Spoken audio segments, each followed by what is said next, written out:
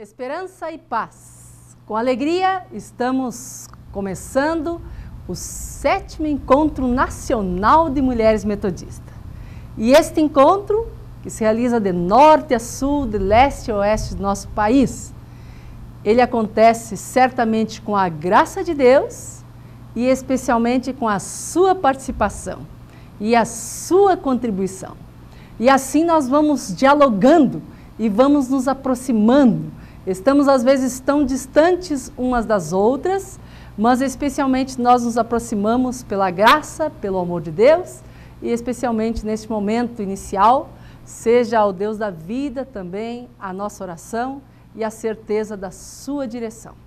Por isso, com muita esperança, muita paz, nós desejamos neste 7º encontro trabalhar um tema que especialmente foi construído aí com a Confederação Metodista de Mulheres. E sabe o tema que escolheram? Vejam bem. Mulheres nos caminhos da missão, mulheres e os relacionamentos. Nós vamos ter diversas atividades nesse dia e especialmente contando com a tua participação e contando com a presença de Deus. E assim vamos construir juntas. O tema da igreja, que trabalha discípulos e discípulas nos caminhos da missão, eis aqui então as mulheres, que também nos caminhos da missão vão hoje parar e refletir sobre os seus relacionamentos. Vamos então, inicialmente, nós vamos ler a palavra de Deus. Vamos convidar aos irmãos e irmãs para se colocarem em pé nesse instante, para procedermos assim à leitura bíblica. E especialmente nós vamos ler esse texto trazendo à memória uma linguagem atual e é o versículo que vai nos motivar durante este dia. Vamos convidar então a leitura bíblica na carta do Romanos, capítulo 12, versículo 18. Vamos lá então, todas e todas juntas, com as Bíblias em nossas mãos, vamos proceder então à leitura bíblica. No que depender de vocês, façam todo o possível para viver em paz com todas as pessoas. Romanos 12, 18. Amém.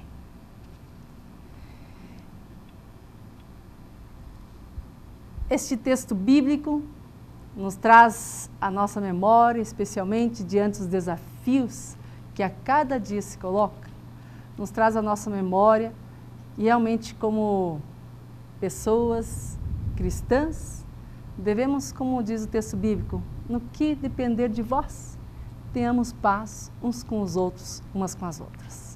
Ainda em pé, vamos ter então uma palavra de oração. Oremos. Ó Deus da vida, damos-te graças por podermos nos reunir como mulheres, como homens, jovens e crianças. Tantas pessoas se reúnem do norte e sul do nosso país, mas se reúnem para buscar, capacitar e aprender cada vez mais da tua palavra. Permita que nesse dia possamos discernir o teu querer e o compromisso que temos para contigo, para com o teu reino e especialmente o exercício da missão, possa ser realizado aperfeiçoando os nossos relacionamentos e especialmente vivenciando a paz e o amor que vem de ti e que nos permite assim caminharmos e prosseguirmos nos caminhos da missão para a honra e para a glória daquele que nos dá a vida. E é em teu nome que oramos, colocando este encontro em tuas mãos e nos desejos de prosseguir em teus caminhos. Oramos com gratidão em nome do teu Filho Jesus. Amém. Amém. E que o Deus da vida assim nos guie e que tenhamos um belo encontro de capacitação. Que Deus nos abençoe e nos dirija. Olá, minhas irmãs de todo o Brasil. Mais uma vez estamos aqui nesse 8º encontro à distância da Confederação Metodista de Mulheres. Encontro esse que nos une por esse país inteiro e até mesmo para fora do país está chegando o nosso encontro à distância. Estou muito feliz de mais uma vez encontrar com vocês nesse dia onde vamos aprender muita coisa. E o nosso tema, Mulheres nos Caminhos da Missão, e nós vamos estudar esse dia sobre os relacionamentos.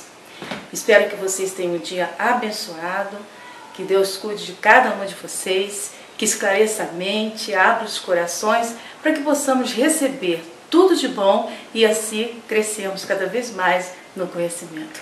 E agora, continuando nessa alegria que estamos sentindo, eu vou apresentar para vocês esse grupo de mulheres que trabalham nas regiões, dirigindo, coordenando todas as mulheres, que são as presidentes das federações, juntamente também com a mesa executiva da confederação. Essas mulheres que batalham, que lutam, essas líderes que fazem acontecer. Sou Leila de Jesus Barbosa, vice-presidente da confederação. Anita Araújo Quagli de Souza, secretária de atos da confederação. Sou Miriam Fontoura Dias Magalhães, secretária correspondente da Confederação. Eu sou Tânia Lúcia Borges Vieira, presidente da Federação Metodista de Mulheres da 1ª Região Eclesiástica. Sou Vera Elaine Marques Maciel, presidente da Federação de Mulheres da 2ª Região Eclesiástica. Sou Cláudia Lira, presidente da Federação de Mulheres da 3ª Região Eclesiástica. Maria Isa Fernandes, presidente da Federação de Mulheres da 4ª Região Eclesiástica. Meu nome é Lucimar Vieira Dornelas Faria, sou presidente da Federação de Mulheres da 5ª Região. Sônia Alves, presidente da Federação de Mulheres Metodistas da 6ª Região. Almerinda Frota Oliveira Valente, presidente da Federação de Mulheres da Remini, Região Missionária do Nordeste. Sou Iracema Barroso de Almeida, presidente da Federação de Mulheres da REMA, Região Missionária da Amazônia. Convido a todas as irmãs e a todos os irmãos que puderem a se colocarem de pé e cantar comigo um cântico responsório baseado no texto de Provérbios, capítulo 3, versículos 5 e 6.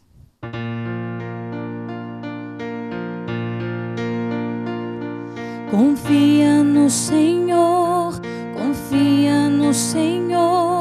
de todo o coração, de todo o coração. Não te estribes no teu próprio entendimento, não te estribes no teu próprio entendimento. Lembra dele em todos os teus caminhos, lembra dele em todos os teus caminhos, e ele a tua vida guiará, ele a tua vida guiará. Confia no Senhor, confia no Senhor, de todo o coração, de todo o coração. Não te estribes no teu próprio entendimento, não te estribes no teu próprio entendimento.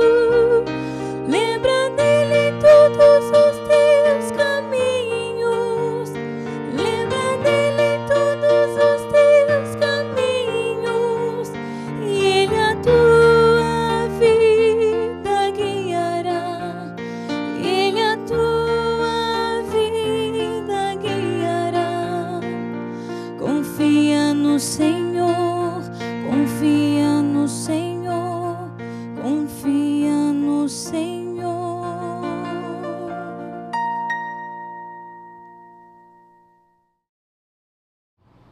Olá, estou aqui para saudar mais uma vez vocês, queridas mulheres metodistas em diferentes lugares do Brasil.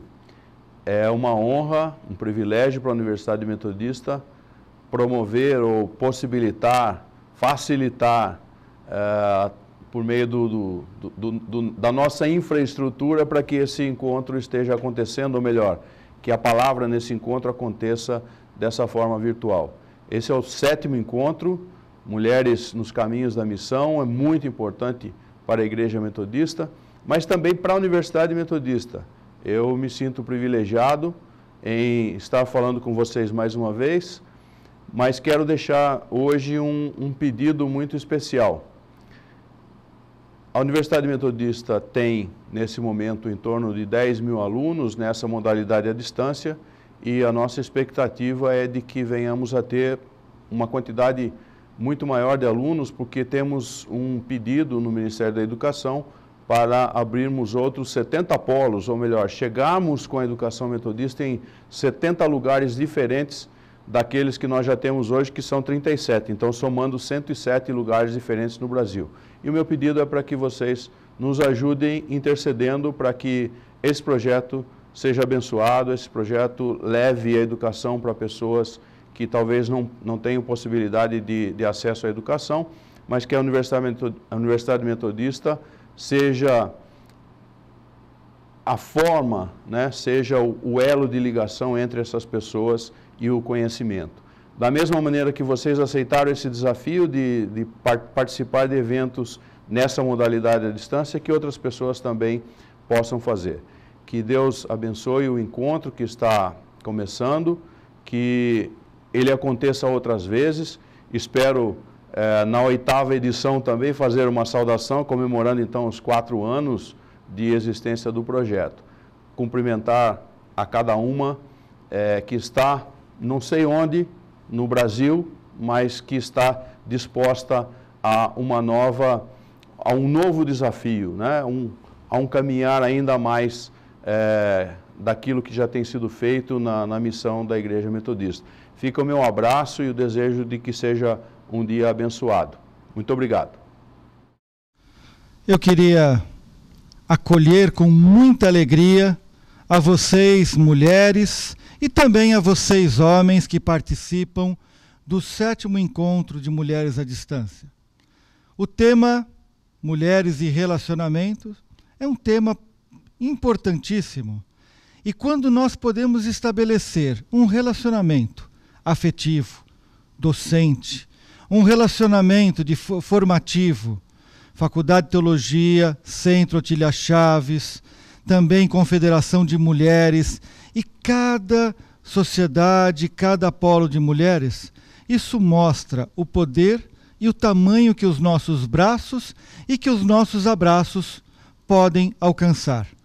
Por isso, eu quero desejar que esse encontro realmente possa não só refletir, dialogar, colocar desafios para os relacionamentos das mulheres com família, das mulheres nas igrejas, das mulheres em nosso mundo, mas que possa também estreitar o nosso relacionamento, de tal maneira que possamos continuar esta caminhada. Fica aqui a minha palavra de gratidão a cada uma de vocês, fica aqui a minha palavra de gratidão àquelas que têm organizado esse evento, que têm participado e que têm colaborado. E fica aqui o meu abraço, os meus braços, como parte desse processo e como parte desejosa de ver que os nossos relacionamentos, que os nossos encontros possam ser realmente cada vez mais frutíferos, amistosos e cheios de vida, de esperança e de fé. E como diz a pastora Margarida, nos caminhos do reino vamos nos encontrando. Que Deus abençoe a todos vocês. Amém. Prosseguimos então neste encontro, depois dessas saudações que nós tivemos, que são pessoas que realmente trabalham, que elaboram para que tudo isso possa ser realizado. E agora nós vamos trazer à memória um pouco o que é feito pelo Centro Otília Chaves. Lembramos inicialmente que esse encontro se realiza em parceria, o Centro Otília Chaves e também, especialmente, aí, a Confederação das Sociedades Metodistas de Mulheres. Então, este encontro é realizado em parceria e o tema também foi escolhido em parceria. Por isso, vamos trabalhar as mulheres nos caminhos da missão, prosseguindo sempre assim, mas sempre com um destaque, ou seja, as mulheres e os relacionamentos. Portanto, nós vamos pedir a todas vocês que encaminhem aí seus artigos, testemunhos, poesias, realizem a sua avaliação, procedam especialmente um breve relatório e também encaminhem suas fotos. Lembrando então que a gente, durante a transmissão, nós vamos estar aí recebendo via internet, no e-mail aí do Centro Otília Chaves, que é centro.otiliachaves@metodista.br. Nós vamos estar então encaminhando especialmente as fotos, também as perguntas no final aí das palestras que vamos ter a oportunidade de ouvir. E vocês podem mandar hoje e também durante a semana ou até o findar deste mês os relatórios especialmente. Mas preferencialmente as fotos, quanto mais cedo mandar, nós vamos também ter a oportunidade de nos vermos umas às outras. Quem mandar em tempo hábil será transmitido então ao vivo essa sua participação. E neste encontro aí que ocorre conjuntamente, vamos também pedir que vocês estejam, além das perguntas, fazendo uma avaliação também. O que é possível aperfeiçoar, o que realmente temos que realizar, e assim vamos construindo juntas este encontro à distância. Prosseguindo então, os motivos de oração. Temos aí o Encontro Nacional de Capacitação para Mulheres Metodistas, que será realizado no período de 14 a 16 de junho, na Faculdade de Teologia. Continuando o tema geral, que é as mulheres no caminho da missão, mas com ênfase no quê? Nossa identidade, nossos desafios. Este é um encontro diferenciado. Este encontro, as mulheres, nós não vamos poder vir todas as mulheres de todo o Brasil, porque a Faculdade de Teologia não tem uma infraestrutura que possa acolher todos e todas. Mas temos aí algumas vagas limitadas, por isso cada uma das regiões manda no mínimo 5 representantes, né? E isso ocorre com um diálogo com a presidente da sua federação. E ela que vai encaminhar para a Faculdade de Teologia, especialmente as pessoas que vão estar representando a sua região, eclesiástica ou missionária. Então, nós vamos estar aguardando aí as inscrições nos próximos dias e vamos com muita alegria acolher a todas, né, que chegarem aí, especialmente no mês de junho, para esta participação, no caso agora, ao vivo, ou seja, presencial. Vamos estar aí. Seja também motivo de nossa oração. Se não pudermos estar presente, pelo menos a nossa oração será com as pessoas que vão estar se capacitando. Lembrando que quem vem para a Faculdade de Teologia, ao retornar, tem o compromisso de ser o quê? De ser alguém que vai capacitar outras pessoas para o exercício da missão. Então, prosseguindo nas nossas motivações de oração, temos ainda, já vamos nos preparando para o próximo encontro à distância, que será realizado no dia 31 de agosto de 2013. Vamos guardar aí, especialmente nas nossas agendas, como motivação de oração, animar outras pessoas para estar participando deste encontro à distância. Lembrando o seguinte, que a preparação começa bem antes, quase que acaba um, já começa a preparação de outro encontro. Mas temos algo também diferente, que agora o encontro não será o dia inteiro, estamos fazendo aí uma avaliação disto, ele será realizado ou no período da manhã, a transmissão, ou no período da tarde. Lembrando os horários aí, no fuso horário de Brasília, né? Será das 10 horas da manhã às 12h30, ou à tarde, quem assim o preferir e se inscrever para o período da tarde, será transmitido das 14h30 às 17 horas. E para inscrever aí o seu polo, a sua localidade, você tem que entrar em contato com a presidente da sua federação, ok? E qualquer dúvida, direto então ao Centro Otília Chaves. Também temos motivo de nossa oração, os congressos regionais. Vejam bem quantas vezes as mulheres vão se reunir pelo Brasil afora, hein? Já é a nossa oração e também a nossa preparação para esses lugares. Nós vamos especialmente orar e lembrar que a primeira região eclesiástica, ou seja, lá no Rio de Janeiro, vai estar reunida do dia 28 de novembro até o dia 1º de dezembro.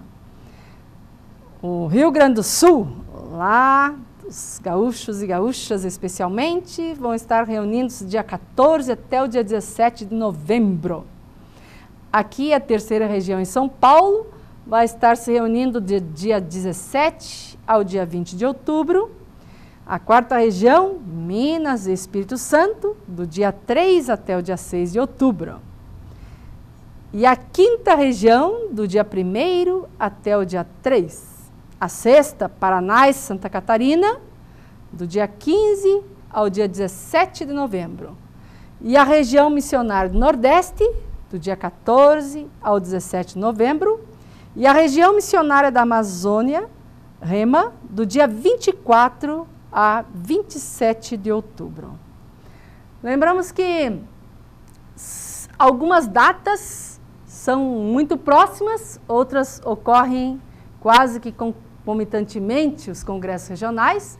Então, o Centro Otília Chaves vai estar presente em todos, mas em alguns vai estar presente de forma presencial, também com assessoria e participação durante o congresso, e noutros vai estar então à distância, ou seja, de forma virtual. Nós vamos preparar este momento para que também seja algo muito especial e enriquecedor para a partilha das atividades que temos realizado em conjunto, especialmente visando a capacitação para o exercício da missão. Motivo de oração, orar umas pelas outras e buscar umas pelas outras também. Buscar e nos aproximar também. E lembrar que estamos em diferentes locais, com temas, mas especialmente buscando em unidade o serviço ao reino de Deus. É motivação para nós que todas possam encaminhar, então, ao Centro Otília Chaves. Temos aí o site www.centrootiliachaves.com.br e, especialmente, este é o e-mail, centro.otiliachaves@metodista.br. Lembrando que este é o e-mail para encaminhar, especialmente, as suas notícias e especialmente as suas questões em relação à atividade que vai ser realizada aí. Aí está a página principal do site, mas lembrando que especialmente o e-mail centro.otiliachaves@metodista.br, este deve ser usado para que possam encaminhar as fotos, as dúvidas, os diálogos e especialmente o seu testemunho. Vamos então agora prosseguir com a nossa programação, lembrando sempre dessa atividade conjunta, Centro Otília Chaves e Confederação Metodista de Mulheres. Unidas em oração, na ação e no serviço, assim prosseguimos, com a graça de Deus.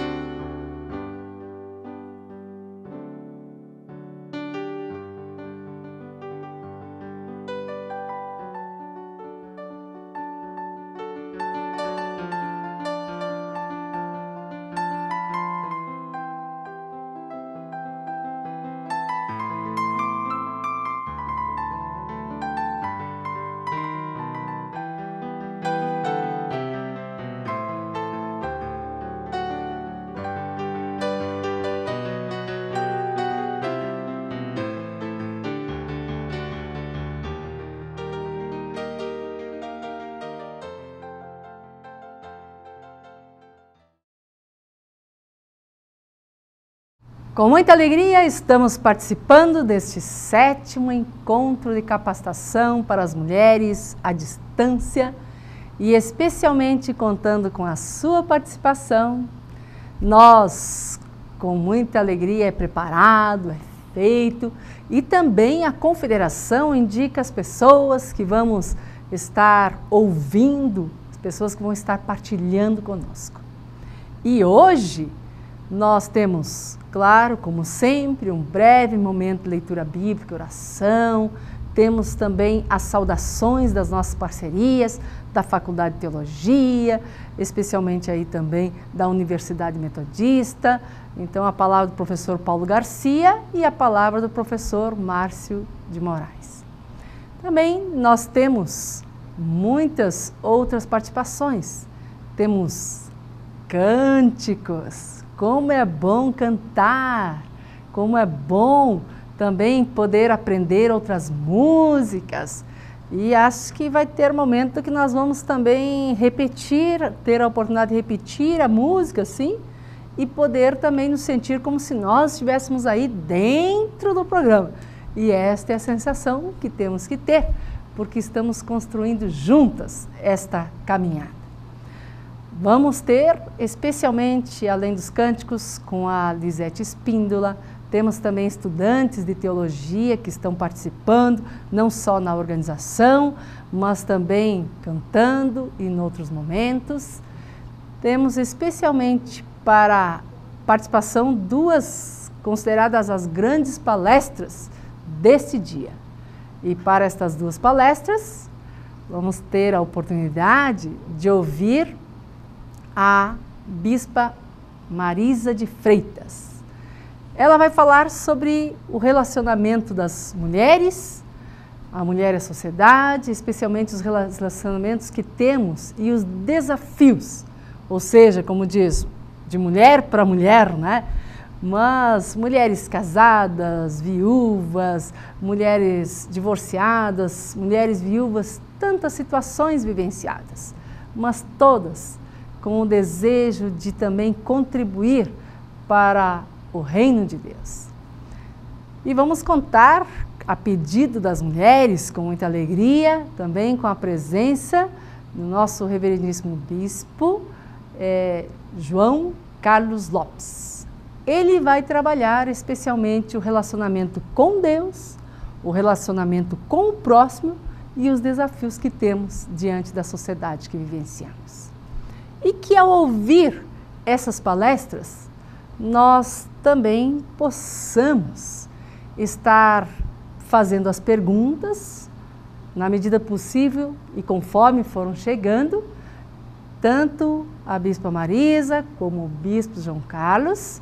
Devemos dizer que eles vão estar ao vivo aqui, tanto para quem for assistir, participar na parte da manhã, quanto para quem for ter a sua participação na parte da tarde. Então, vamos estar atentos, mandar as nossas fotos, também encaminhar as perguntas e que possamos, neste dia, especialmente ser desafiadas a renovar o compromisso que temos para com Deus e para com o seu reino.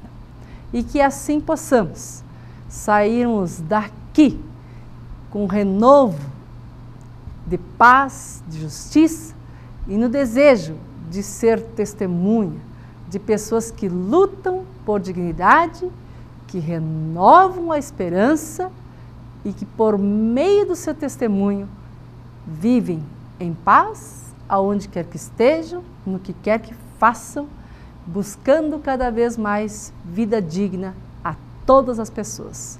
Pois como nos diz a palavra, que possamos nós lutar, continuar e enfrentar até quando? Até que todos tenham vida e vida em abundância. Tenhamos, pois, esses momentos de edificação, renovação e transformação com a graça de Deus. E contamos com a sua participação. Que Deus assim nos dirija e assim possamos prosseguir.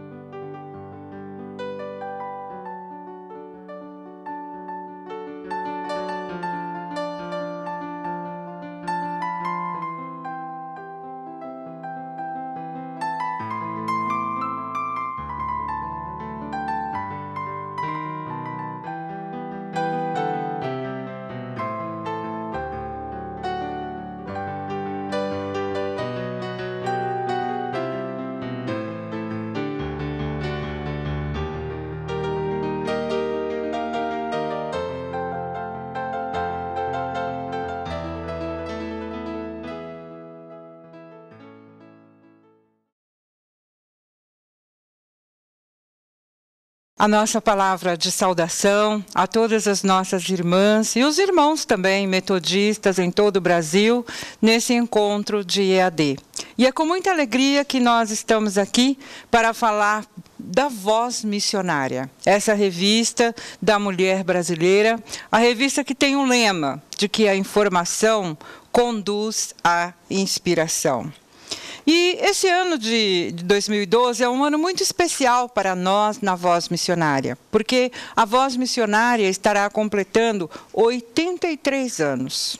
83 anos de existência, o seu jubileu de begônia. E quando a gente fala de flores é algo gostoso, porque a gente fala de variedade, a gente fala de cores e a gente fala também da diversidade, imaginando que Deus, quando fez a criação, trabalhou com criatividade, usando cores, usando a beleza. E é isso que a nossa revista tem realizado ao longo desses anos.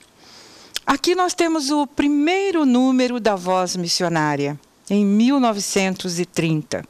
E agora a gente vai ver um pouco a evolução da revista ao longo destes anos. E aqui nós temos os 2 últimos números da revista.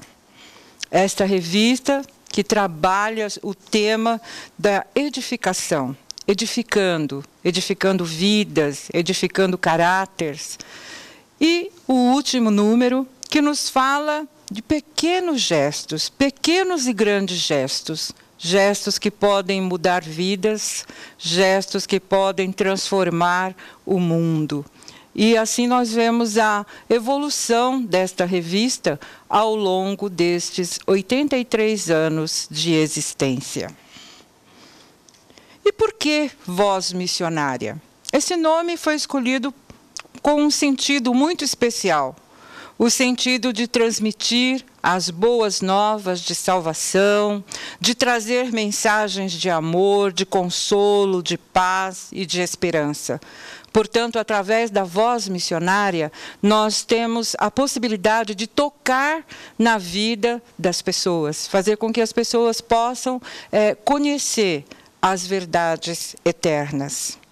E quando ela completa 83 anos, o seu jubileu de begônia, nós fomos pesquisar sobre as begônias. Vocês estão vendo aqui uma linda begônia nos embelezando o estúdio. E as begônias são plantas ornamentais, de folhagem característica e flores muito atraentes. As estimativas apontam cerca de 1000 espécies de begônias. Portanto, é uma diversidade muito grande que nós temos de begônias, em termos de cores, em termos de folhas, e maiores, menores, é algo assim bem diverso. Uma coisa muito interessante também na begônia, e aí nós também vemos uma relação com a Voz Missionária, é a longevidade. É uma planta que pode, na terra, ela tem uma longevidade, sobrevivendo até por décadas, mas mantendo o viço. E as folhas da begônia são o seu maior atrativo. Portanto, nós temos, através das folhas, das páginas da Voz Missionária, levado uma mensagem de inspiração, uma mensagem de alegria e de esperança às nossas leitoras. Se a begônia estiver plantada em um vaso e começar a crescer, o ideal é que ela seja transferida para um vaso maior, onde ela tenha espaço para crescer. E se a planta crescer muito, é importante que ela seja dividida em vários vasos. E aí a gente vê que alegoria bonita, a importância da revista estar se espalhando, sendo disseminada, fazendo com que outras pessoas possam conhecer a revista, a sua variedade e a sua diversidade. Agora, a nossa missão, ela deve ser construída através da beleza, usando a arte, usando tudo aquilo que Deus coloca nas nossas mãos. E a missão nós podemos aprender através da begônia, que é exatamente a flor que simboliza o jubileu da Voz Missionária. E nós, nesse jubileu, recebemos um presente, que foi esse acróstico que nós queremos compartilhar com vocês. Busca e aprendizado, envolvimento e atitude, gosto, disposição e compromisso, ordem, dedicação e partilha, novidade de vida, conversão, informação, voz, bênção de Deus. Agradecemos a uma só voz, missionária. Em nosso aniversário de 83 anos, vocês lembram que o ano passado nós também falamos sobre esse sonho. E agora, um ano depois, nós continuamos com o mesmo sonho. Nós temos um sonho e nós estamos orando para que esse sonho se transforme numa realidade. E qual é o nosso sonho? Que cada mulher metodista seja assinante da Voz, não simplesmente para assinar e receber a revista, mas para ser uma missionária, para divulgar a verdade de Deus, para levar esperança através da revista. E eu gostaria de compartilhar com vocês uma frase muito bonita do Paulo Freire, quando ele fala da nossa atitude de espera. E ele fala o seguinte: esperarei por ti como o jardineiro, que prepara o jardim para a rosa, que se abrirá na primavera. E nós gostaríamos de parafrasear e dizer: esperarei por ti como o jardineiro, que prepara o jardim para a begônia, que se abrirá na primavera. E como assinar a Voz? Em primeiro lugar, na sua igreja local. A sua igreja local deve ter um agente da Voz Missionária. Mas você pode dizer: não, minha igreja não tem, ninguém conhece a Voz Missionária. Então você pode entrar em contato conosco. Aqui nós temos o telefone da redação da Voz Missionária, DDD 11 4368 7300. Pode ligar para nós que nós daremos todas as instruções para que você possa assinar a Voz Missionária. Também você pode entrar no nosso site www.vozmissionaria.org.br. Ou então pode mandar um e-mail para nós pedindo essas instruções, que nós teremos muita alegria em passar essas instruções e termos também você como assinante da Voz, fazendo parte dessa grande família que é a Voz Missionária. E o nosso desejo é esse, que a Voz possa continuar deixando um rastro colorido, simbolizando a diversidade e a criatividade da vida, no encanto das suas páginas que contaram e contam parte significativa da história da mulher metodista brasileira, da qual nós fazemos parte, da qual você faz parte, esteja aonde estiver neste grande Brasil. Portanto, faça parte dessa grande família que é a Voz Missionária. E que Deus abençoe ricamente a sua vida, seu ministério, aonde você estiver.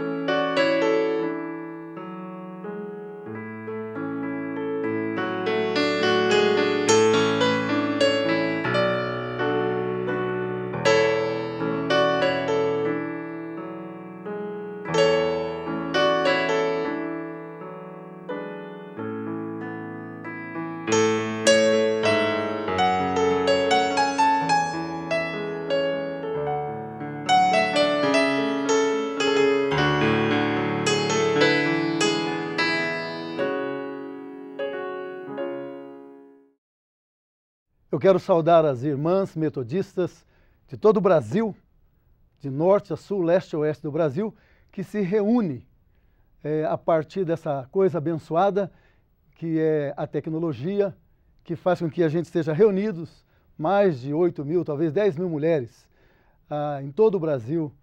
E eu creio que essa tecnologia permite que um dos aspectos da Igreja Metodista se manifeste de maneira tão forte, que é a conexidade da Igreja Metodista.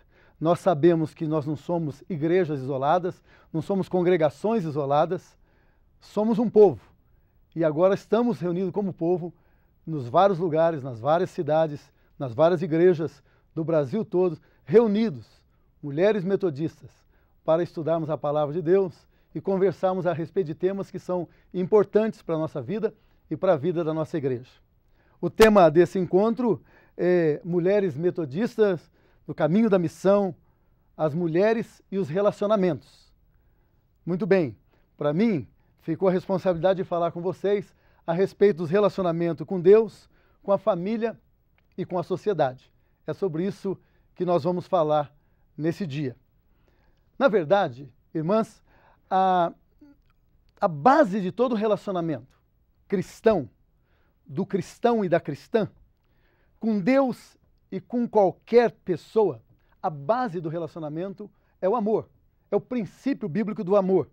De acordo com Lucas 10, 27, o nosso chamado é para amar o Senhor nosso Deus de todo o nosso coração, de toda a nossa alma, de todas as nossas forças e de todo o nosso entendimento. E depois, também amar o nosso próximo como nós amamos a nós mesmos.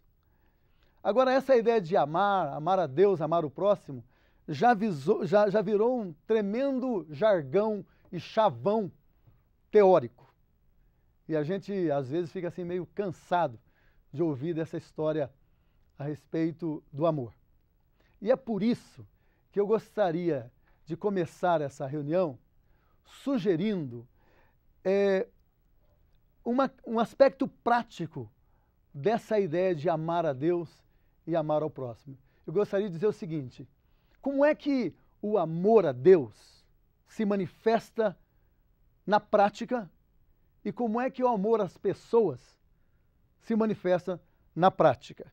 Então eu quero sugerir o seguinte para você: amor a Deus se manifesta em forma de paixão e o amor ao próximo se manifesta em forma de compaixão.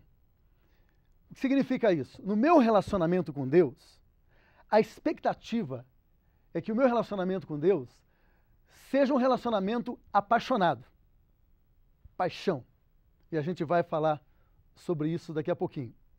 Agora, o meu relacionamento com o próximo, com as outras pessoas, seja na família ou fora da família, até porque não existe princípios bíblicos que se aplicam apenas à família e princípios bíblicos que se aplicam apenas fora da família na sociedade. Os princípios bíblicos são para relacionamento. Ponto final. No relacionamento com qualquer pessoa, fora da família ou dentro dela, o amor deve se manifestar em forma de compaixão. Vamos falar então a respeito do relacionamento com Deus e que eu disse que precisa se manifestar em forma de paixão. Na verdade, todas vocês, não há ninguém que me assiste nesse momento que não se lembra de um texto em Apocalipse, quando Jesus está falando com uma igreja lá, de Apocalipse 2, de 2 a 5, faço questão de ler com vocês esse texto, porque ele é fundamental para que a gente entenda essa questão da paixão. Em Apocalipse 2, de 2 a 5, Jesus está falando com a igreja de Éfeso. E depois da introdução, que é básica em todas as cartas, as 7 cartas às igrejas da Ásia, Jesus diz o seguinte à igreja de Éfeso: conheço as tuas obras, tanto o teu labor como a tua perseverança, e que não pode suportar homens maus, que puseste à prova os que a si mesmo se declaram apóstolos e não são, e os achaste mentirosos, e tens perseverança, e suportastes provas por causa do meu nome, e não te deixaste esmorecer. Olha só agora. Tenho, porém, contra ti, que abandonaste o teu primeiro amor. Isso aqui é fundamental. Você olha para o currículo dessa igreja de Éfeso, é um currículo invejável. Você olha, é uma igreja que não suporta a heresia, é uma igreja que passa por lutas e permanece fiel, é uma igreja que dá a impressão que todos nós gostaríamos de fazer parte dela. Mas de repente Jesus diz para ela, olha, eu tenho uma coisa contra você. Você abandonou o seu primeiro amor. E eu fico pensando, o que é primeiro amor? O primeiro amor é aquele relacionamento que você tem com o namorado ou com a namorada logo no início do namoro. Quando o tempo passa, você não percebe. Quando você não quer ir embora, tem que ir embora, mas não quer ir embora. Quando o toque na mão ou um beijo é o máximo para você. Isso é o primeiro amor. Aí no decorrer do tempo, você faz um monte de coisa, mas acha essas coisas que no princípio eram tão importantes que já não são importantes mais. Paixão é esse primeiro amor. No relacionamento com Deus, a paixão se manifesta de várias maneiras. Primeiro, a paixão pelo conhecimento de Jesus, que é a manifestação em carne de Deus. Paixão pelo conhecimento de Jesus.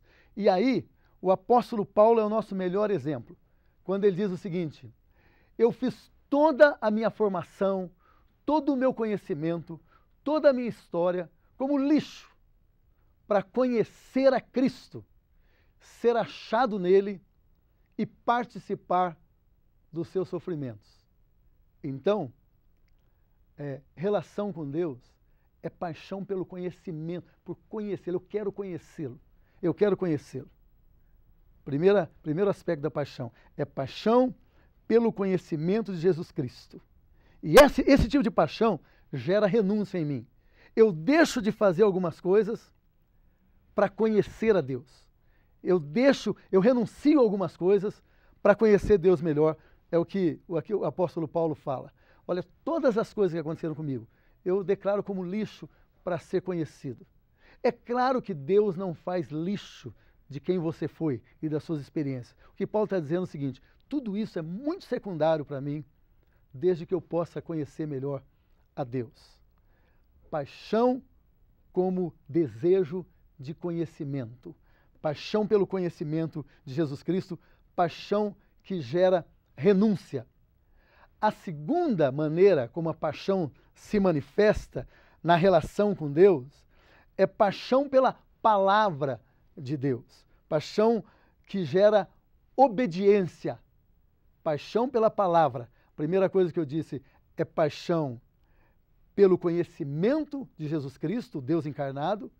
Segundo, paixão pelo conhecimento da palavra de Deus, paixão pela palavra dele. E o salmista disse: escondi a tua palavra no meu coração para não pecar contra ti. Lâmpada para os meus pés é a tua palavra, luz para os meus caminhos. Então, esse tipo de paixão, se a paixão pelo conhecimento de Jesus gera renúncia, a paixão pela palavra de Deus gera obediência. Eu quero conhecer a palavra para obedecer a palavra de Deus. E o terceiro aspecto da paixão é a paixão pela presença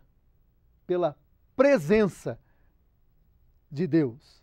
E essa paixão gera adoração. Paixão pela presença, eu quero estar na presença de Deus. E isso gera em mim a disposição para adorar, Então, esse caso da igreja de Éfeso, e adoração, a gente sabe, adoração é elogio, é reconhecimento daquilo que a pessoa é.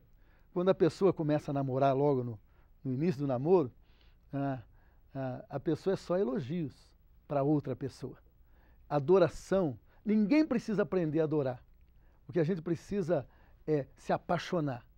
Quando eu me apaixono, eu adoro, porque quando eu estou apaixonado, eu adoro, porque eu elogio, não é?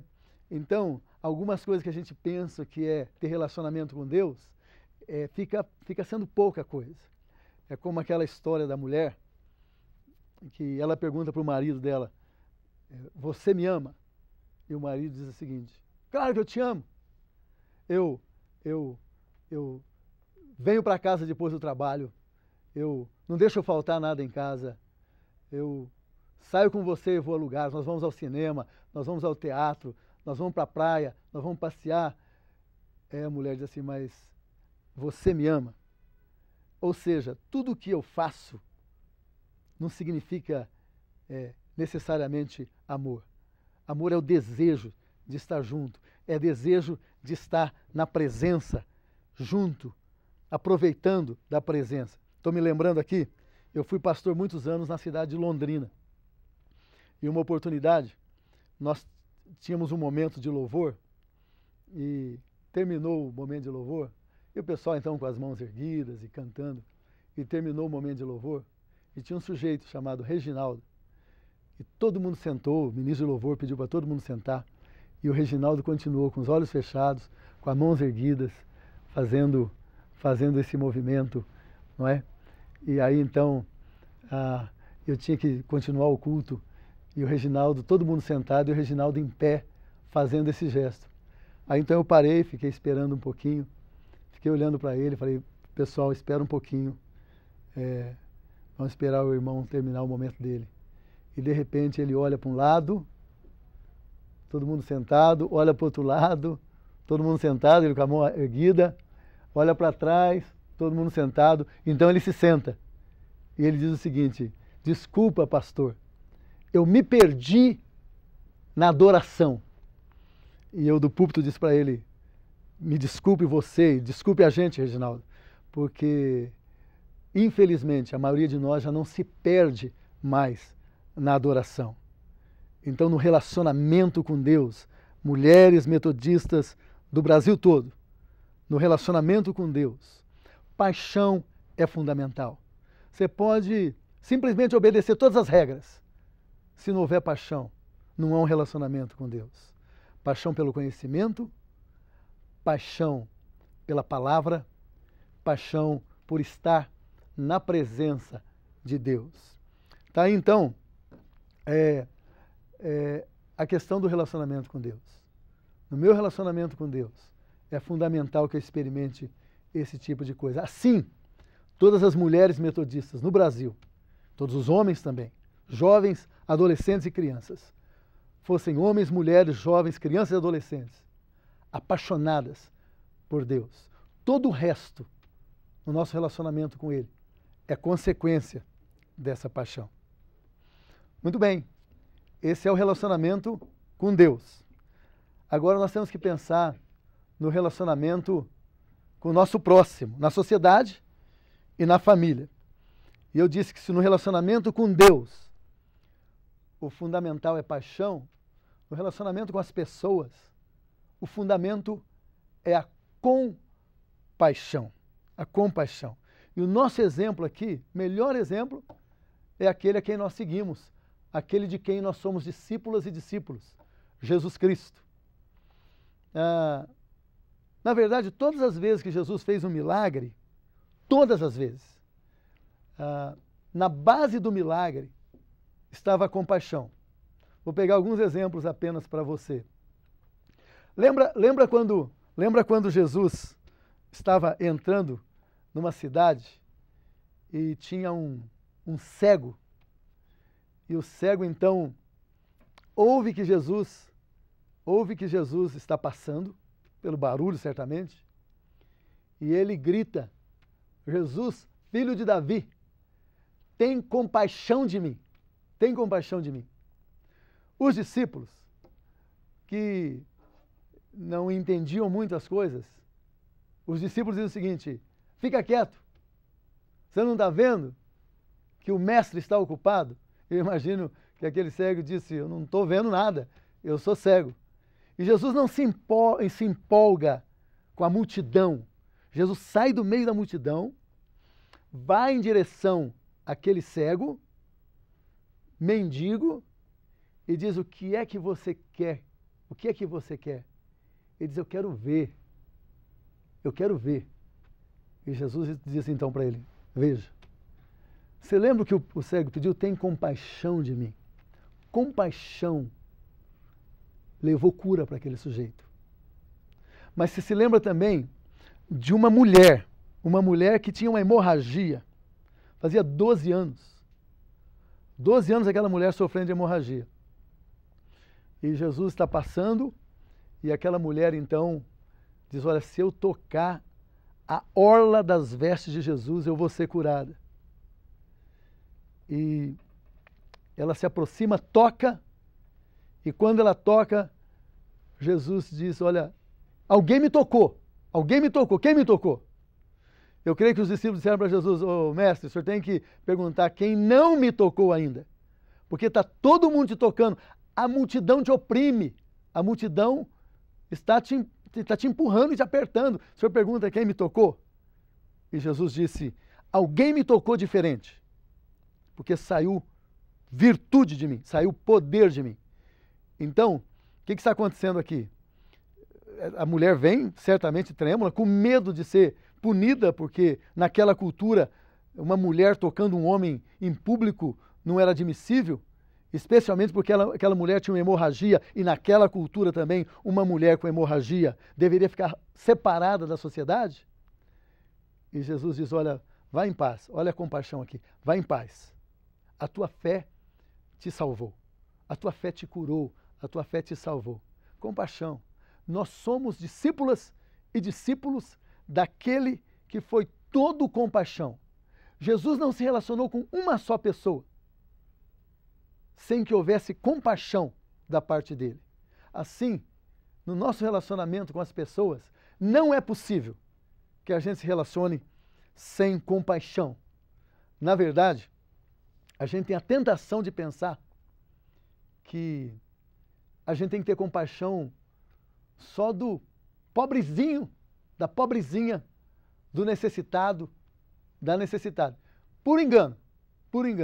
Compaixão, ela deve se manifestar em todos os nossos relacionamentos. Então eu gostaria de ler um texto para você, lá em Romanos, que nos ajuda a entender a manifestação do amor no nosso dia a dia, nos nossos relacionamentos.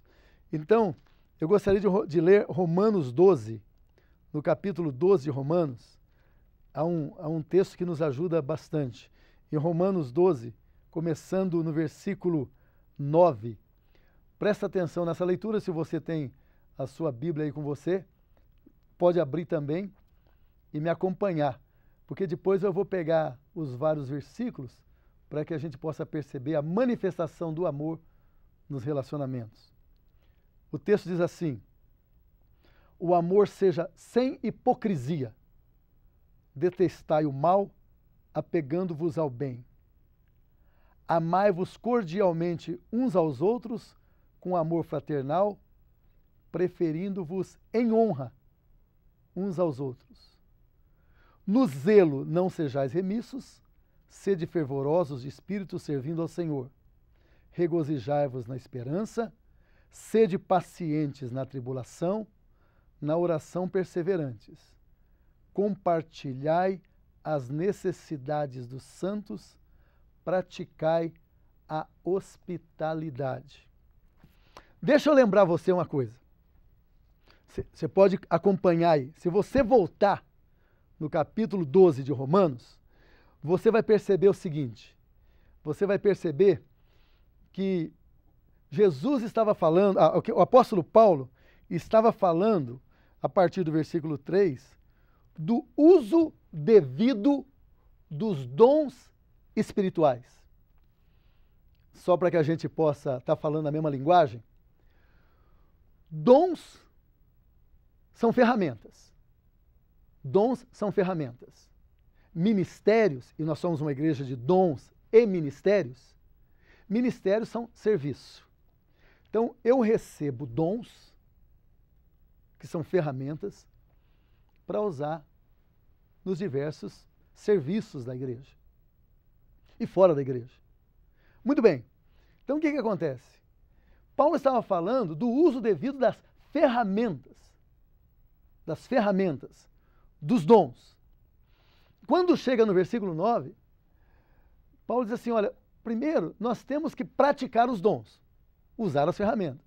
Mas mais importante do que praticar os dons, de usar as ferramentas, é o nosso uso daquilo que nós somos e que nós recebemos, e mais importante, que é o amor. Então, como é que eu vivo o amor? Mais importante que usar ferramentas é usar, é a manifestação daquilo que a ferramenta existe para manifestar, o amor. Então daí, o apóstolo Paulo começa a falar algumas coisas que são importantes no nosso relacionamento com as pessoas. Ele está dizendo o seguinte, como é que eu exercito o amor? Primeiro versículo 9, se você está acompanhando, você vai ver aí, ele mostra para a gente que o exercício do amor afeta o meu caráter. Tem a ver com o meu caráter, o exercício do amor. Então vamos pensar aqui. Ele diz assim, o amor seja sem hipocrisia. Nós sabemos que a palavra hipocrisia vem de Hipócrates. E Hipócrates era o sujeito que representava no teatro. Ele está escrevendo aos romanos. Então, no teatro romano, o Hipócrates era o ator. O ator que estava, então, fazendo uma representação, naquele momento ele não era ele mesmo, ele era outra pessoa. Ele estava representando, era uma máscara que ele usava. E Paulo diz assim, olha, no seu relacionamento com as pessoas, não seja hipócrita, não use máscaras, seja você mesmo. Não é? Não finja ser as coisas, que o seu amor seja sincero. E sincero também é outra palavra interessante, que sincero vem de sem cera, não é? Sem fingir ser quem você não é. Não é? Primeira coisa, no relacionamento com as pessoas, eu não posso ser hipócrita. Eu tenho que ser eu mesmo. Eu tenho que ser sincero. Segundo ponto, esse é o versículo 9. No versículo 10, ele mostra, o apóstolo Paulo mostra que o exercício do amor afeta os meus contatos. Olha, amai-vos cordialmente uns aos outros com amor fraternal, preferindo-vos em honra uns aos outros. Se lá eu não devo ser hipócrita, aqui eu devo ser cordial. Olha que coisa interessante, são princípios importantes no relacionamento dentro da família e fora da família. Primeiro, você gostaria de ter um parente seu pai, a sua mãe, seu irmão, sendo hipócrita com você? Né? Mas você gostaria que o seu patrão, o seu empregado, o seu funcionário, o seu amigo de escola também fosse hipócrita? Então, primeiro, o meu caráter, sinceridade, sem hipocrisia. Segundo, não é? Cordialidade. Porque às vezes a gente diz assim, olha, eu falo a verdade, eu falo na cara, doa quem doa, eu vou falar a verdade. Você está pensando assim, eu não estou sendo hipócrita, estou sendo sincero. Mas logo depois do texto dizer, não seja hipócrita, o texto diz também, seja cordial. Seja cordial. Cordialidade, cuidado no trato, é bem-vindo em todos os relacionamentos. Seja dentro de casa ou seja fora de casa. Cordialidade é fundamental.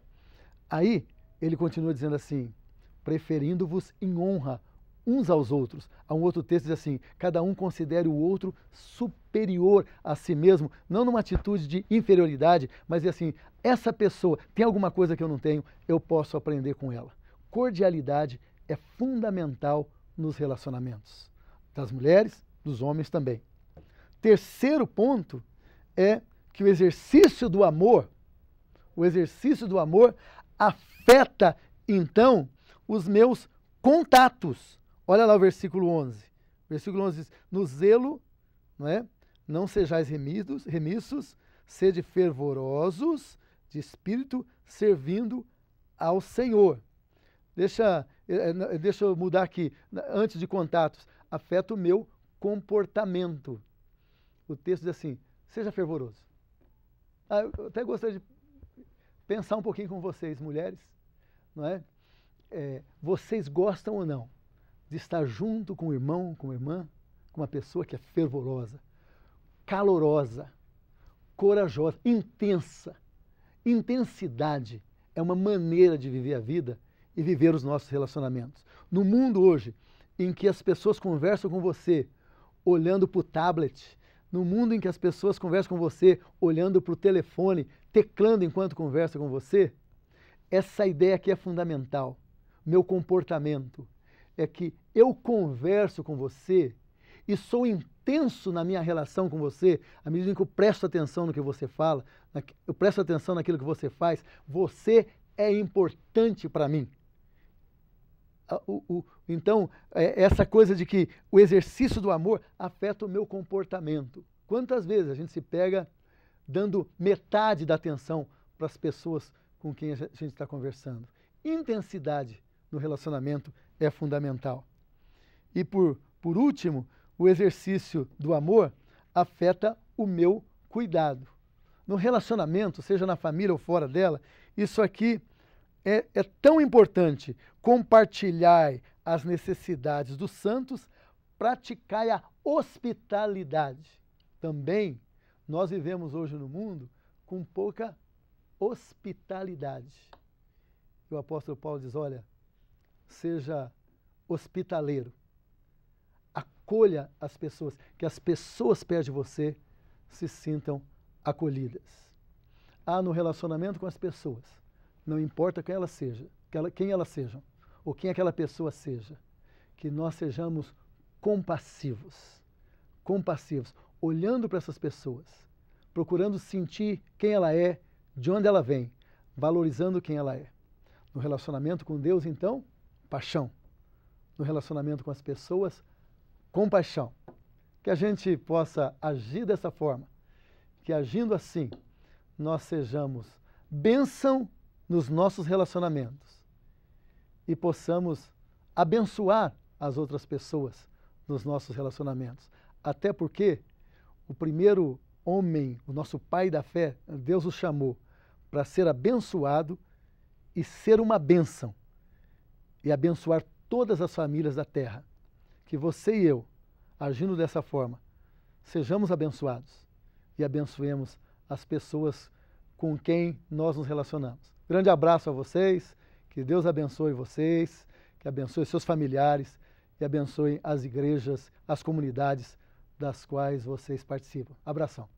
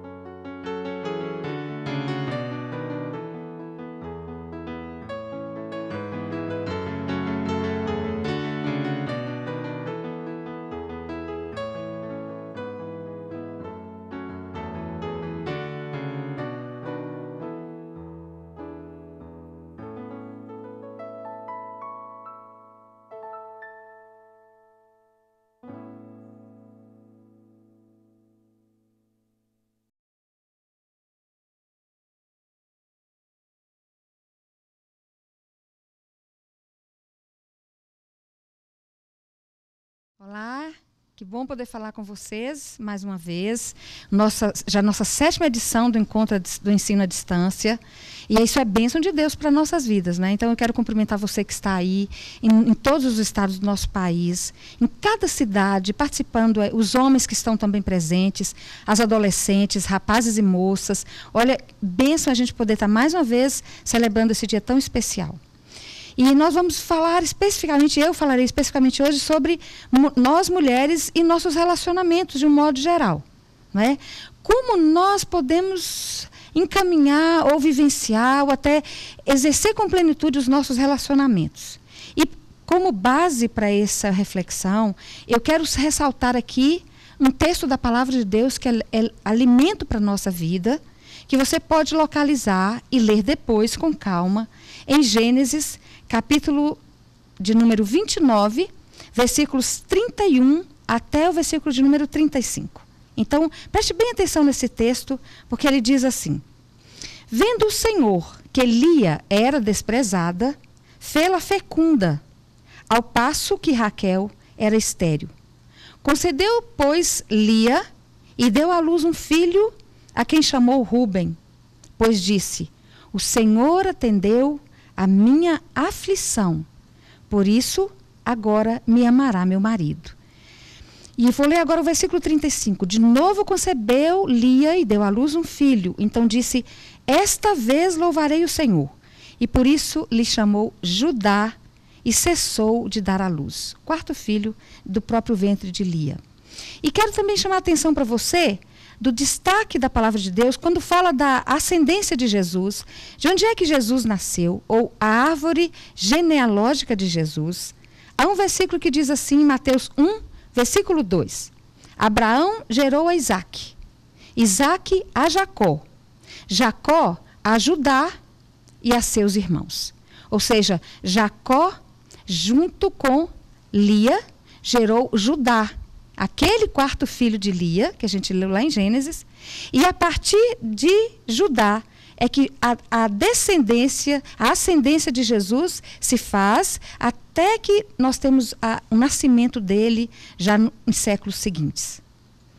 Veja bem, nós estamos aqui com uma mesa simbolizando sempre a comunhão. A mesa simboliza o espaço para a gente se alimentar, para a gente sentar junto e junta, para a gente reunir a família ao redor da mesa. É um espaço que cabe muitas pessoas. E sempre cabe mais uma pessoa à mesa. Ao mesmo tempo, nós temos aqui alguns simbolismos. A palavra é um alimento que a gente coloca sobre a mesa. E nessa manhã, nesse dia em que nós estamos refletindo sobre relacionamentos, a palavra do Senhor é a nossa inspiração para a gente trabalhar a nossa vivência de relacionamentos. Sobre essa mesa, nós temos aqui alguns pratos. Eu quero chamar a atenção de você para isso. Alguns poucos pratos nós temos aqui, mas alguns que se destacam. Por exemplo, nós temos aqui um prato, que é um prato plástico. Simples, fácil, não se quebra com facilidade, não é? Mas também não é assim tão diferente, ou tão bonito, ou tão preferido quanto outros. Então, a gente tem prato menor, já floridinho, coloridinho, com detalhes. Não é? Nós temos pratos maiores, todos rasos, uma louça mais pesada, e com simbolismos interessantes aqui da Igreja Metodista do Trabalho das Mulheres. Viver para servir. O simbolismo aqui desse prato. Um prato muito especial, muito interessante. E aí você vê outros pratos que se destacam. Esse prato, por exemplo, um prato com várias facetas aqui. 8 lados tem esse prato. Interessante, né? E pratos assim, que nos convidam assim, à beleza. A beleza, e a gente sabe disso, em medicina, a gente sabe bem que a beleza da alimentação nos ajuda, desperta em nós o interesse pelo alimento. Então, um prato desse, como esse aqui, nos ajuda muito, favorece. Aí você tem um prato como esse assim, tão pequenininho, né? E ao mesmo tempo com a mensagem tão interessante, que é viver, o Senhor é o meu pastor e nada me faltará. Que coisa boa. Prato bom, bonito, simbólico e bem pequenininho. Agora, se nós partimos assim do princípio básico, para que é que existe um prato? Qual é a razão de ser do prato? O prato existe para que a gente possa, ele retém o alimento e facilita que nós consumamos o alimento. Então, ele é um suporte para o alimento. Ele existe com essa função. Ele existe para ser, ele ser coberto com o alimento, ou ele ser preenchido com o alimento, e com esse alimento as pessoas se fartarem. Essa é a razão de ser do prato.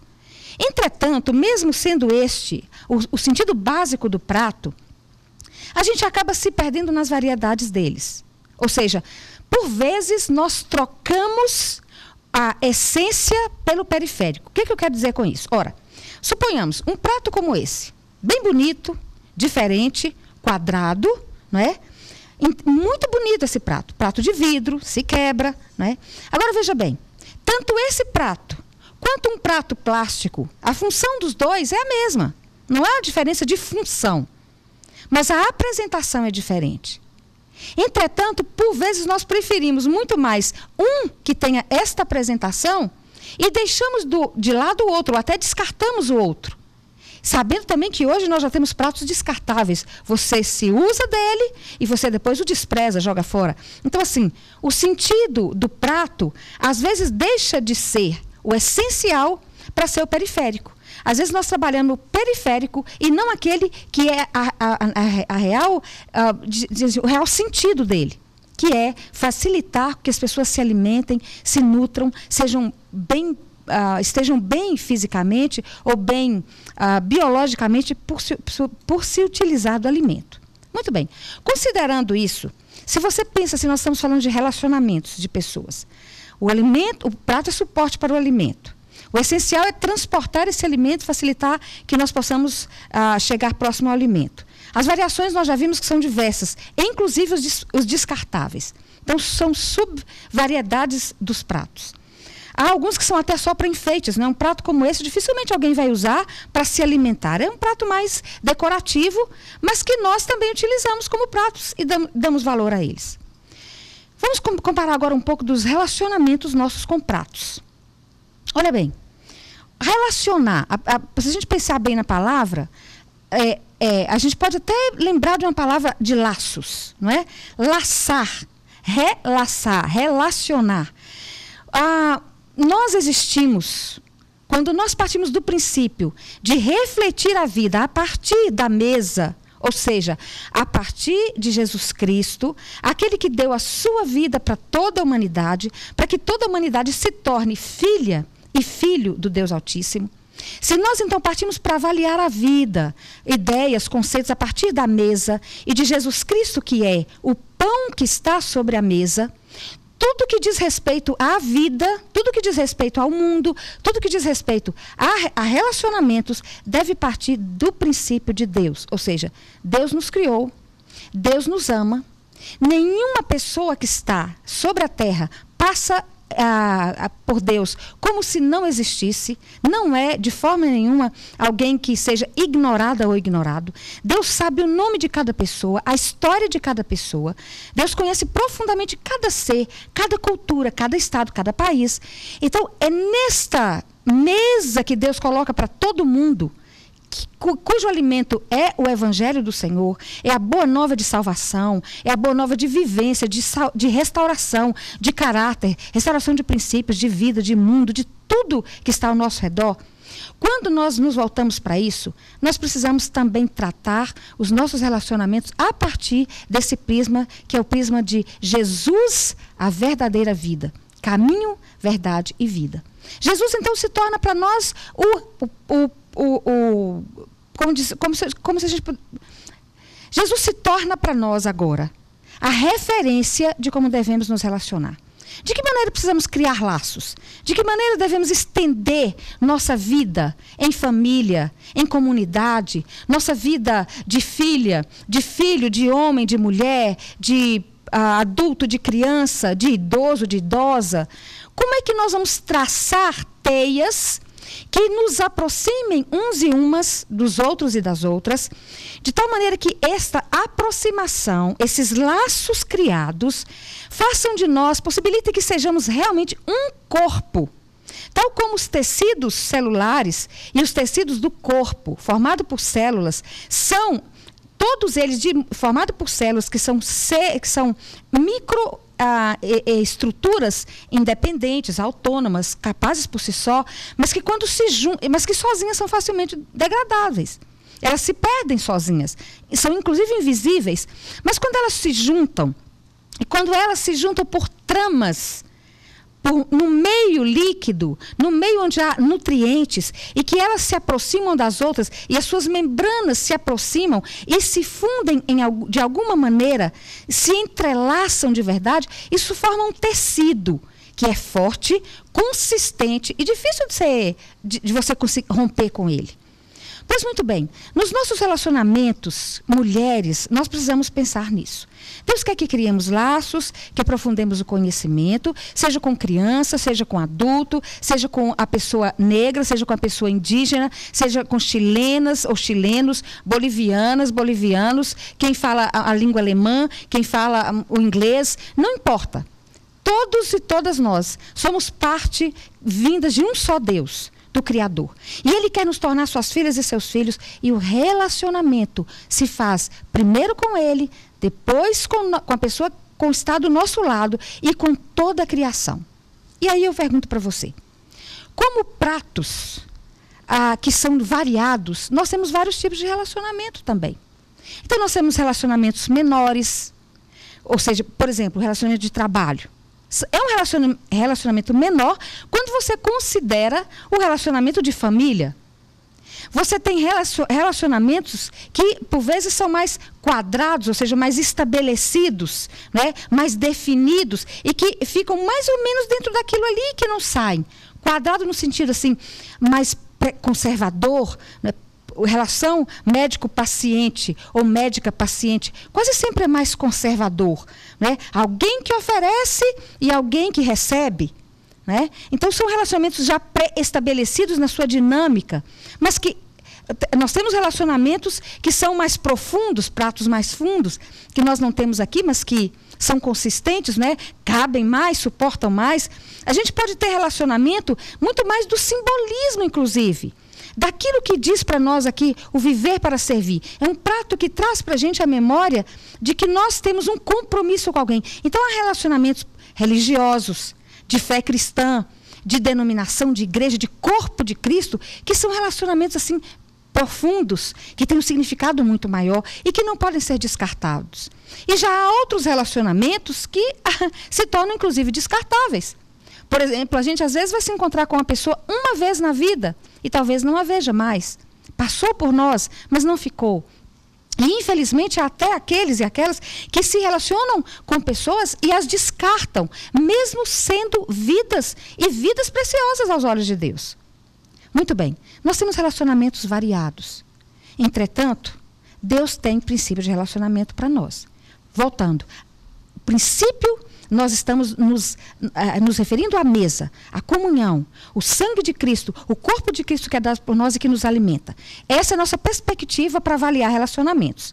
A mesa está aqui.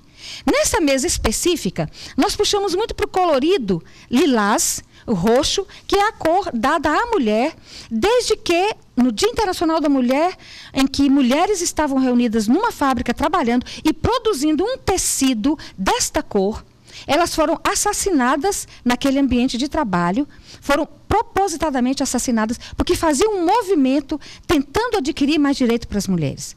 Então essa cor tem um simbolismo, a luta das mulheres que foram mortas defendendo um relacionamento mais justo trabalhista. E por isso nós usamos bem hoje essas cores, porque nós estamos falando de relacionamentos bem mais ligados a nós mulheres. Então veja bem, no essencial do relacionamento, o que é o mais importante? Nós temos que nos aproximar. Nós precisamos estar juntas, nós precisamos chegar até. É preciso juntar as pontas, né, da fita para dar o laço do relacionamento, do que nos fortalece.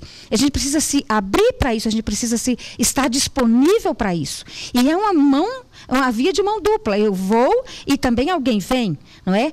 Ainda que às vezes eu vá só, mas chega um dado momento que aquela ida solitária se torna uma volta acompanhada. Porque quem foi, se encontrou com alguém e traz para junto de si, ou permanece junto de... E isso, então, já deixa de ser solitário para ser já em comunhão. Fundamental, a gente sabe disso. No relacionamento cristão, o relacionamento com o Criador, com o mundo que nós vivemos, servindo ao Deus Todo-Poderoso, é fundamental que a gente perceba quem é que cabe nesse relacionamento. Então, eu diria assim, há pressupostos e, às vezes, até paradigmas de quem é que cabe em alguns tipos de relacionamento. Por exemplo, o que eu chamo de paradigma? O que eu chamo, não, o que é paradigma? Paradigmas são conhecimentos ou verdades ou valores estabelecidos por longos e longos anos. A gente não sabe nem quando começou, quem é que criou isso, quem é que inventou, e que depois de um tempo passa a ser verdade absoluta. E a gente não para mais para questionar. A gente não pergunta mais. Sabe como? Por exemplo, por que alguém deu o nome de cadeira para um tipo de móvel que serve para a gente se assentar? Ah, porque sempre foi assim. Não, não sempre foi assim, não. Quando foi inventada, quando alguém construiu a primeira cadeira, certamente o que passava por cadeira era um pedaço de pedra e que alguém se assentava. Ou então um gramado em que as pessoas se assentavam. Até que, com o passar do tempo, se desenvolveu, pela inteligência, uma estrutura que a gente pudesse ficar mais confortavelmente acomodado ou acomodada. Então, não sempre existiu cadeira como nós conhecemos. E por isso nós podemos perguntar, será que esse é o melhor jeito de ser uma cadeira? A cadeira com esse tipo de perna é a ideal? Quantas pernas deve ter uma cadeira? São perguntas que a gente precisa se fazer para que a gente possa ir à essência e não ficar apenas com a periferia ou com aquilo que já foi tido como absolutamente final e verdadeiro. Nos relacionamentos isso se dá também.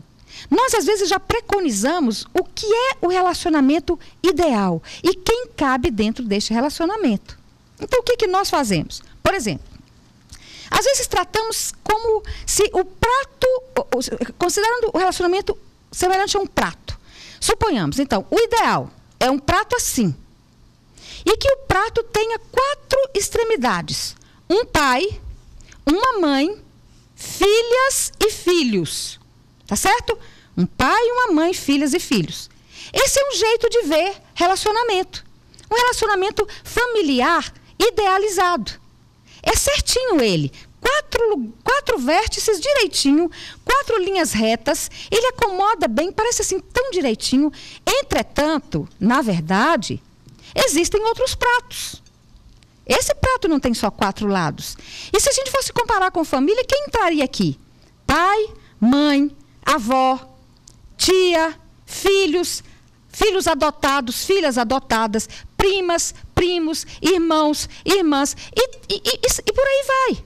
Não é uma outra verdade que esse prato também, nessa sua conformação, pode ser um outro jeito de família? Ou seja, não só a família que tem o pai e a mãe, os filhos e as filhas, mas uma família maior, que tenha pai, mãe, avô, avó, tio, tia, que toda a parentela seja família, e não só a parentela mais chegada, mais íntima.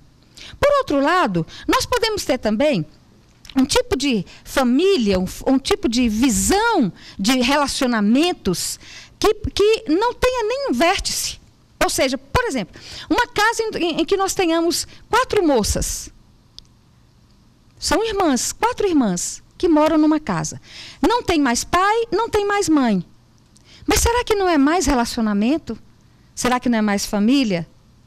Será que 4 irmãs é um prato bom para ser usado? Ou seja, é um prato verdadeiro? Ou, por não ser como este ou como este, precisa ser descartado? Eu jogo fora e digo, esse não é o ideal. Essa é a exceção, está faltando aí um pai, está faltando aí uma mãe, está faltando filhas e filhos. E aí, eu volto aqui para a questão, por exemplo, de Lia. Lia casada com um homem que não a amava. Um homem que havia sido um enganador. Nós sabemos que o esposo de Lia, Jacó, enganara seu pai, enganara seu irmão e, evidentemente, enganara a si mesmo. Pensara enganar a Deus, mas não conseguira. E Deus, então, em dado momento da vida de Jacó, retoma a intimidade com Jacó e refaz os relacionamentos dele com Jacó. Jacó tem sua vida restaurada. Mas essa restauração custou um preço alto. Ele teve que se mudar da sua cidade, fugir da sua parentela e ir para uma parentela mais distante. O irmão da mãe dela, que morava em outra terra, em outra nação, com outros costumes, com outros paradigmas.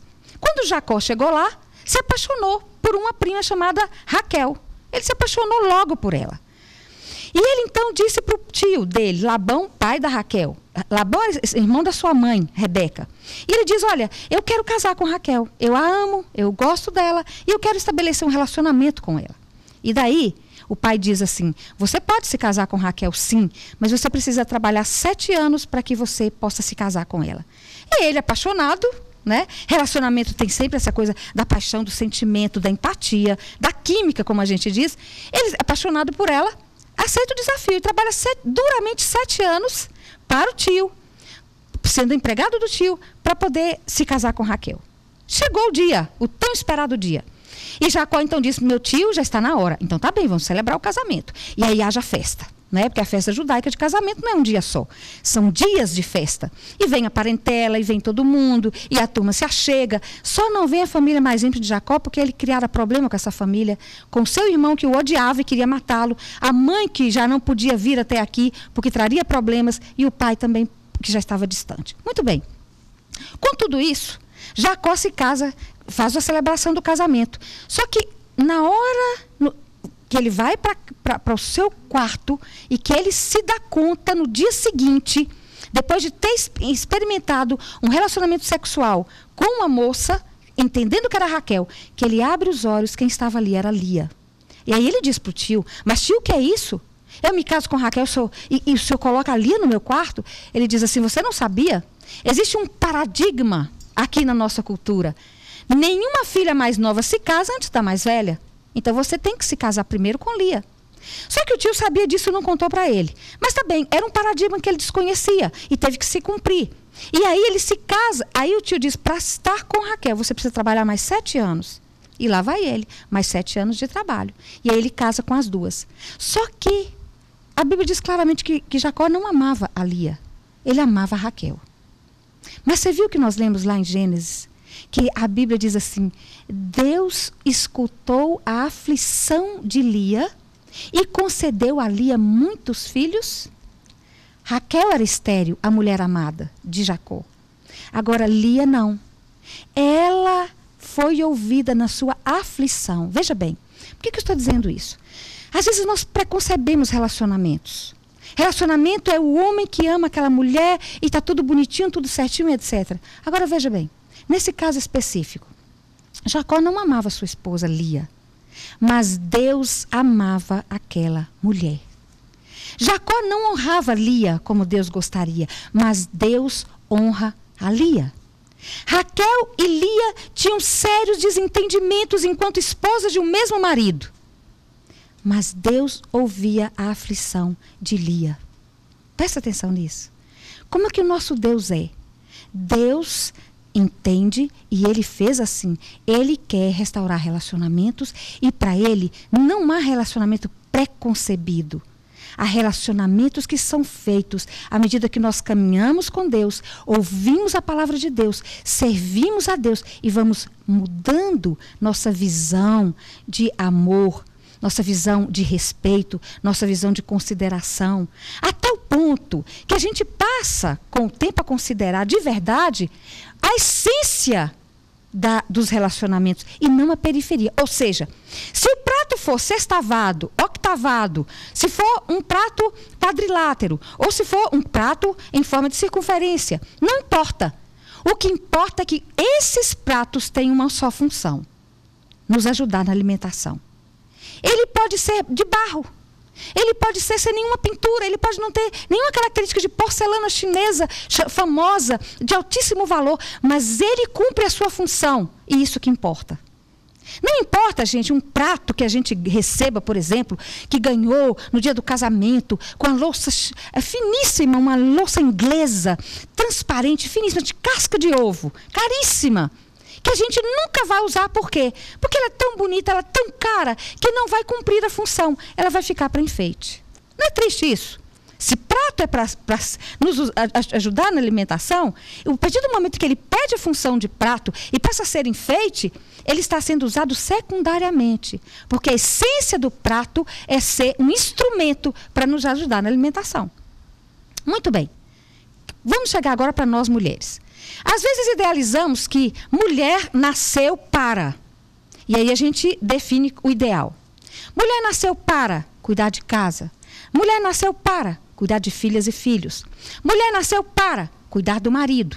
Então, quem não entra nessa forma quadrada do prato, uma mulher encontra um moço que se casam e aí tem filhas e filhos. Essa é a essência da história. Essa é a essência dos relacionamentos preconizados por nós. Entretanto, quantas mulheres jamais se casarão?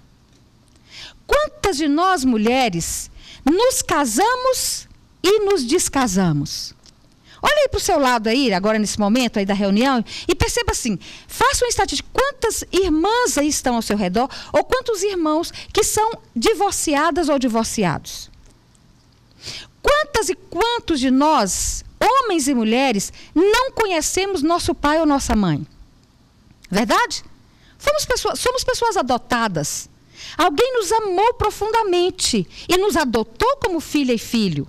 Verdade? Mas nós não sabemos quem é nosso pai ou nossa mãe, biológico e biológica. E aí fica a pergunta, se eu não caibo dentro do ideal, eu estou fora? Será que se eu não sou uma mulher solteira, eu sou necessariamente infeliz ou incompleta? Ou seja, eu sou prato, ou seja, eu sou imagem e semelhança de Deus, mulher. Criança, uma mulher adolescente, uma mulher adulta, uma mulher idosa. Mas também uma mulher solteira, uma mulher casada, uma mulher divorciada, uma mulher abandonada, uma mulher ajuntada com alguém.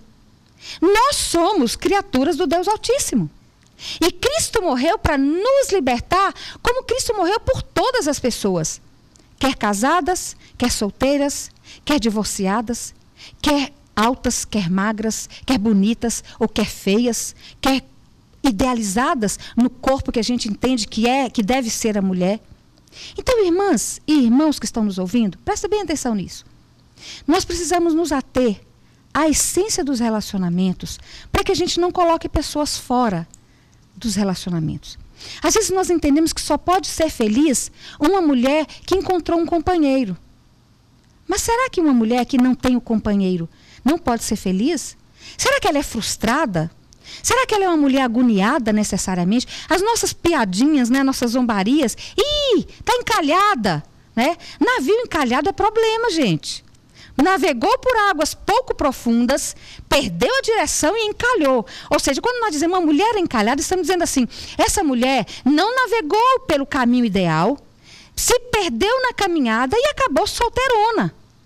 Ô, gente, ser solteiro e solteira desagrada a Deus? É pecado diante de Deus? Ou a gente pode ser uma mulher plena sendo solteira? Se nós servimos a Deus com alegria, se nós nos realizamos profissionalmente, se nós cumprimos a missão, se a gente é amiga, irmã, se a gente é colega, se a gente é tia, se a gente é mãe adotiva sem nunca ter se casado e ajuda a cuidar de alguém, se a gente é líder na igreja, porque a gente é solteira ou solteiro, a gente não é feliz, não é plena? E a mulher divorciada? O que a gente diz da mulher divorciada? Puxa vida, talvez tenha sido mulher como Lia, que sabia que não era amada pelo marido, que sabia que não tinha dele o respeito como ele tinha por Raquel. E às vezes uma mulher que se acaba no sofrimento porque ela amava aquele marido. Quem sabe uma mulher divorciada seja uma mulher plena, feliz com Deus, fiel a Deus, mas que por razões que a gente precisa se aprofundar, não conseguiu manter um casamento, ou mesmo tentando de todas as formas, não se pode tentar sozinha. Há uma outra parte nessa história. E isso diz respeito aos homens também. Então, será que um homem divorciado e uma mulher divorciada é prato descartável? Não pode estar no idealizado, ou seja, se foge ao idealizado, está fora do esquema de Deus, não pode fazer parte da mesa do Senhor, não pode fazer parte dessa mesa abençoada, da fartura do amor de Deus que salva. Ela está excluída, ela não pode se alimentar aqui, ela não pode ser instrumento que alimente outras pessoas, estando na mesa do Senhor. Uma mulher que seja tetraplégica, uma mulher que tenha uma deficiência e que não tenha nenhum pelo no seu couro cabeludo. Uma mulher que não saiba ler. Né? Uma mulher que tenha síndrome de Down. Como é que nós vamos incluir essas mulheres nos nossos relacionamentos? Se nós não crescermos em sabedoria diante de Deus e das pessoas, nós podemos entender que estas mulheres são pratos que podem ser descartados. E às vezes na vida da igreja, nós vamos querer servir a mesa do Senhor só com pratos estilizados. Só com os pratos mais caros, só com os pratos mais requeridos, e com isso nós vamos perder a vida. A vida passará longe de nós. A esperança se esvairá. Mas se nós entendermos que, sendo filhas e filhos do Deus Altíssimo, pratos sextavados, quadrados, pratos redondos, pequenos ou grandes, de barro ou não, nós somos filhas do Todo-Poderoso. E que o Todo-Poderoso nos ouve na nossa aflição e nos socorre. E foi da descendência de Lia, a mulher que não era amada pelo marido, que veio Jesus, não de Raquel e Jacó. Jacó e Raquel tiveram filhos, mas Jesus não veio da descendência de Raquel.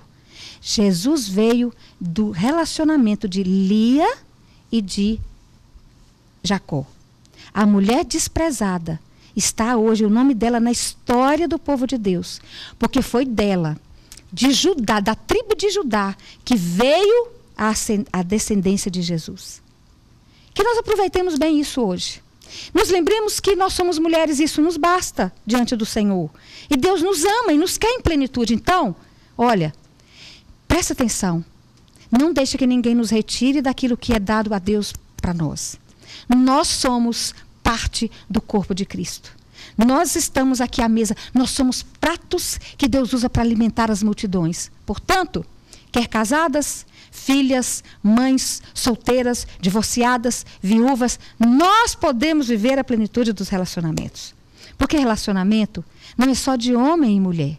Relacionamento é laços criados com pessoas à imagem e semelhança de Deus, que se disponham a cumprir o mandato de Deus para toda a humanidade.